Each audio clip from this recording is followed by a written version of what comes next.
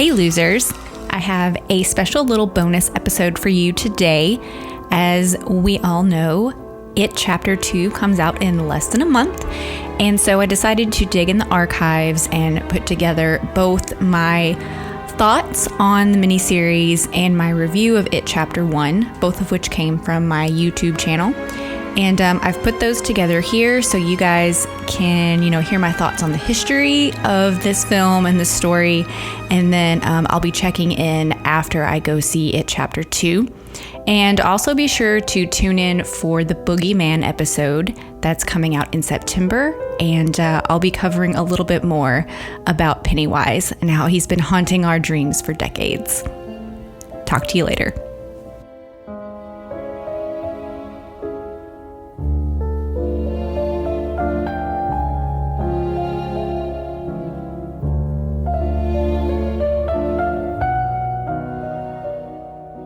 Good evening, everybody. I wanted to take a minute to talk about something that's really hot in the world of horror right now and just in general, and that is the It trailer that dropped last week, the week before. I've always loved It. I can't remember the first time I saw it, but I think I watched the original miniseries on TV when it first came out when I was a kid, so I was probably 5 or 6, but I've always been a huge Stephen King fan. And I've always watched his miniseries on TV when I could. They've got mixed reviews, but for the most part, I really love them. And so, of course, I loved it, and I showed it at my slumber parties and probably traumatized a lot of other little girls my age. But anyway, I tried to read the book when I was a young teenager, probably, I'd say 12 or 13, and I didn't get all the way through it, and I don't remember why I quit reading it, but it was probably just too a little adult for me at the time, and so I just never finished it.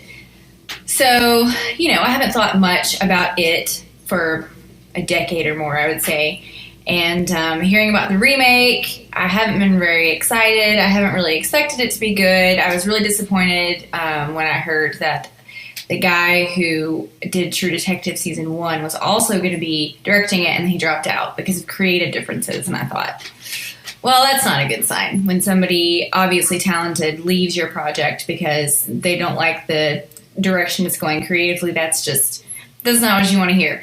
So I've been avoiding a lot of the news and the images and things that have come out with it, and I even thought about not watching the trailer at all. But I did. I couldn't resist. And I have to say it made me cautiously optimistic. Well, I've been cautiously optimistic.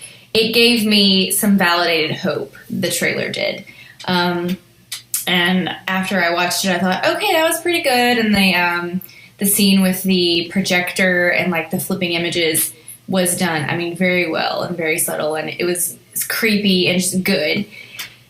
And then I've just sat with it, and again, trying not to get too excited, but the more I've sat with it, the more I've really gotten excited about it. And I have to say that so many people from the beginning have been like, oh, you can't remake it. You have to have Tim Curry. Tim Curry is the only Pennywise. You can't remake this movie. It's classic.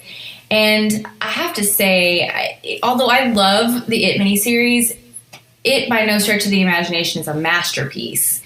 And I think a lot of people are leaning on their nostalgia and the fact that it's, scared the living daylights out of them when they were a kid. And I would ask those people to go back and watch that movie now, because I revisited it last night. I watched the first half, and part of me is just curious about how well is this going to hold up? Is it going to hold up at all? Is it not going to hold up? I don't think I've watched it as an adult.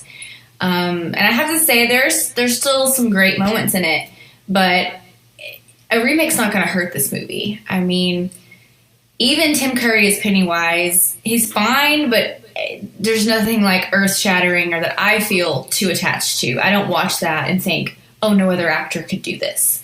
So I'm not sure why people are so committed to that. I think maybe it's just because we love our genre actors, and people love Tim Curry, and so I think they come to his defense when they maybe don't need to. And also, I am listening to the audiobook, so I'm after the trailer, I got all excited again. So I'm listening to the audiobook so I can finish it. I'm watching the original miniseries. I'm doing my homework, so to speak, to get ready for the September release of the new It. And I'm very excited. I'm not going to lie. I'm very, very excited. And maybe I shouldn't be. I've tried to tell myself to not be, but it's too late. I'm already excited. So I'm going to keep my fingers crossed and hope for the best. And I heard that they're doing 2 and that the first one coming out in September is just part 1. The trailer didn't say that, but I think that that is still the case. Again, I haven't done a lot of research on this movie, nor am I going to. I'm going to try to just go off of what's presented to me as it comes. And hopefully the full-length movie will be as good as the trailer. So we'll see how they bring some of those moments to life, because one of the biggest problems with, I think, the miniseries is even though they had all this time and they did 2 parts, it's just very shallow. Because listening to the audiobook and having the depth of the characters and the depth of the meaning and their motivation, watching the miniseries, I feel like there's just so much that's missing. And so doing 2 full-length theatrical releases, I think some of that can really be delved into and some of that can be better communicated. Also, it struck me how the movie is a lot more violent. The bullying is a lot more violent. The domestic abuse is pretty hairy. And all of that is just completely whitewashed in the miniseries, and you don't get any of that. So the stakes aren't as high. It doesn't feel quite as serious as the book is, which, 90s TV, you can only do so much. So anyway, in short, to conclude, I was cautiously optimistic, but the trailer has restored my faith, and I am now addicted to it again, and I'm sort of obsessed with it, and I'm doing all the homework and soaking up all the material, and I cannot wait to see what we have been given in the new version of it in September. So you guys have a good week, and I'll see you next time.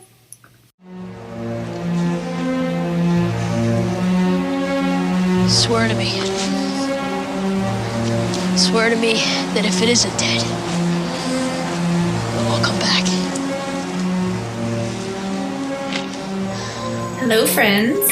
I'm here today to talk about the long-anticipated It, which officially releases in theaters today, but I went and saw it last night. My favorite theater locally only had tickets available for last night, so we went. And that's pretty rare for me. I rarely go to opening weekend, much less opening night, much less one day earlier than opening night. But this has been a big deal, and if you follow me on Chiaroscuro or on my personal Facebook, you've seen it has been plastered everywhere. Or if you follow just the horror world in general, that's all anybody's been talking about for a year. So finally got to see it, and I've been avoiding reviews. I've seen some headlines here and there. I've been avoiding reviews. I've been avoiding clips. I've seen the teaser and the trailer multiple times, but that's it, because I was really trying to go in with my own fresh eyes and form my own opinions. So this review is a little bit difficult. It'll probably be a little longer than normal and maybe a little bit rambly, so I'm just going to warn you. But I guess I'll just jump right in and give you kind of my pros and cons. And I guess I should give a quick synopsis. It, of course, is the story of 7 friends. They're preteens, teens that live in Derry, Maine, and they're being haunted by this monster who takes the form of a clown. And it's about their journey to overcome their fear and try to kill this monster who feasts on children. And he comes back every 27 years. He feasts on children for, a year or so and then goes to sleep. So if you're not familiar with it, that probably sounded bonkers, but I think most of you probably are. So, okay, let me look at my notes here. So I'm going to start with the pros, and then I'll move into the cons. So the pros. Pennywise. We've seen a lot of Pennywise, so this was no surprise, but Pennywise was great in this movie. Now, I had not watched all the clips with him speaking, so I hadn't really heard him speak until the scene with Georgie in the drain, and it's definitely different than Tim Curry, but I liked it. I thought Pennywise was really scary in this movie. There was a use of CGI here and there, but I don't feel like it was too heavy. The main thing about Pennywise that I really liked, though, is that he seemed a little off. Like, he didn't seem like, a human clown. It was a little difficult to understand exactly what he was saying at times, and he seemed like, I don't know, like he seemed not human even when he was in the clown suit, which I think is really appropriate because he's not really a human. He's this monster. He's this otherworldly thing who's trying to pose in such a way that would be attractive to children. So you always kind of have that feel that there's something else underneath this clown that's just not right with the rest of our world. And so that was great. The kids were like funny and relatable. They were a little different than the characters in the book, which I'll touch on that more later. But you like these kids. Like, you want to be in the losers club. You're rooting for them. These kids were, and even though they're losers, these kids were like pretty tough and pretty sure of who they are, even though they're not the cool kids or the popular kids or the strong kids. The setting Derry was great. It was the great small town feel, all the sweeping views of like the streams and the rivers and the sewers, like that was all really great and beautiful. And overall, the movie was pretty scary. Now, I will say it was not as scary as I thought it was going to be. Like, there were moments that were very scary. But overall, it was like there were a lot of there's a lot of laughter in the theater, a lot. So it was a fun movie. I mean, it definitely had some gore and some horrific elements, but it was lighter than I expected. In some ways, it was even lighter than the 1990 miniseries, which I know sounds ridiculous because that thing was wacky and really cheesy at times. But that movie had a little bit more of a dark undertone that maybe this movie didn't quite have. You didn't get the feeling as much that Derry is like in on it and that like the whole town is like wrong. You really get that feeling in the miniseries. You don't really get that feeling as much here. It focuses more just on the kid group and not on Derry at large. You get the history of Derry, but so those were all my pros. And I'm going to get into my cons, and I'm probably just going to go ahead and drop a spoiler warning. So if you really don't want anything spoiled at all, you might want to just stop here because I'm going to have to get a little spoilery to talk about some of the things I didn't like. So I will say I've heard a lot of stuff about how, this is going to be more faithful to the book. It's going to be more like the book, more like the book. This movie was not like the book. I mean, there were several things, important things that were like the book, but characters and plot points differed quite a bit from the book, more than I expected. And so, I mean, that's not necessarily a con, but I don't like what they did with some of the things that were different. I was happy that they moved it to the 80s. I thought that was appropriate. And they changed the things that the kids are scared of, which is fine. They updated that, and a lot of those were scary. But I was just a little taken aback that it was so different from the book, or more different than I thought it was going to be.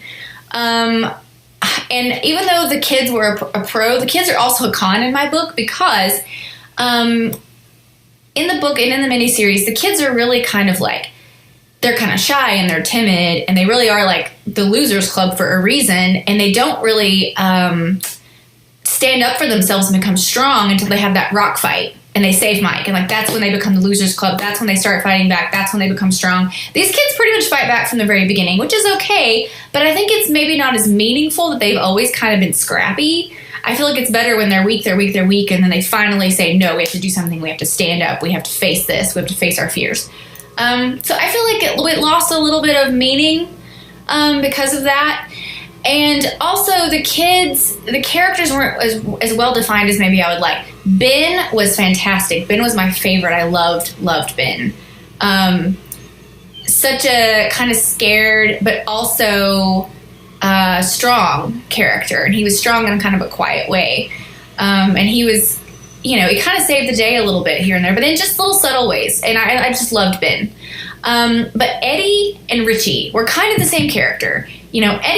Richie was perfect, wisecracking, obnoxious. He was perfect. But Eddie kind of was a lot like Richie, and Eddie's supposed to be this fragile little hypochondriac.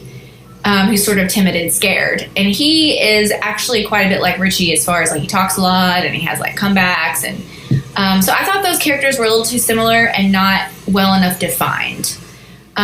Whereas in the miniseries and the book, I feel like each kid is very unique in their own way and they're easy to differentiate. So that's a little bit of a con. So, like I said, it's unlike the book. I will say the tone of it is not like the book. Like I said, this movie is like brighter and happier, and Derry feels kind of bigger and not as sinister. And I do miss that. I feel like a little bit of that tone of like the dread and the rainy skies and this undercurrent of just like evil, it just was missing for me. And so that was a bit disappointing. Now, I will say, also with the kids, gotta go back to the kids for a second, this movie was rated R, and I think it was really important that this movie was rated R. I think it made fans really excited. I think it legitimized the movie. However, the kids cuss a lot. Like, they drop a lot of F-bombs. Now, for Richie, that's appropriate. For the rest of the kids, not as much. They do cuss in the book. But I almost feel like they had the children cussing be over the top to make sure they would get an R rating. Because I feel like maybe they were worried, oh, what if the scares and the gore isn't enough to get this an R rating? Let's just throw a whole bunch of kids cussing in there to make sure we get that R rating. I don't know for sure if that's what happened, but I do feel like maybe that's what they did. And I feel a little bit ripped off by that if that was the case. So that's just something to note. So my biggest con of this movie, and I haven't gotten too spoilery so far, but I'm about to, so just get ready for it. My biggest con with this movie is we get to the end, Beverly has been kidnapped by Pennywise. She's been taken by Pennywise. And she sees the dead lights. Like, he opens his mouth, he's got all these teeth. She sees the dead lights, and her eyes glaze over. And of course, this is something that's in the book and in the miniseries, but not with Bev, with other people. And so she zones out and she starts to float, like literally float up into the air. And you see up in Pennywise's lair, there's all these kids just floating in the air. Literally floating in the air. Sorry, screensaver came on. And I'm like, wait. This whole we all float, we float down here, you'll float too, float, float, float. That's a huge deal in it. But it's not because kids you literally float in the air. It's because you're in the sewer, you float in the water. It's because he's a spider in the novel and in the miniseries and you're floating in the spider web. Like, there's a reason you float. It's not just like literally float. It's like clever. And I'm like, what? Why are there literally kids floating in the air? It was weird to me. I didn't like it.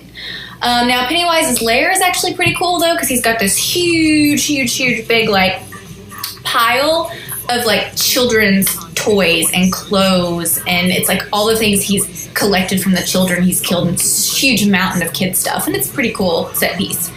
But the floating, the literal floating, I just was not a fan of. And then, of course, part of me is like, oh my gosh, people who haven't read the book or haven't seen the miniseries, are they going to think that, like, literally, like, float? It's stupid. So, anyway, that's my major problem. That's my only major problem with this movie. And it doesn't ruin it. It just, to me, was silly.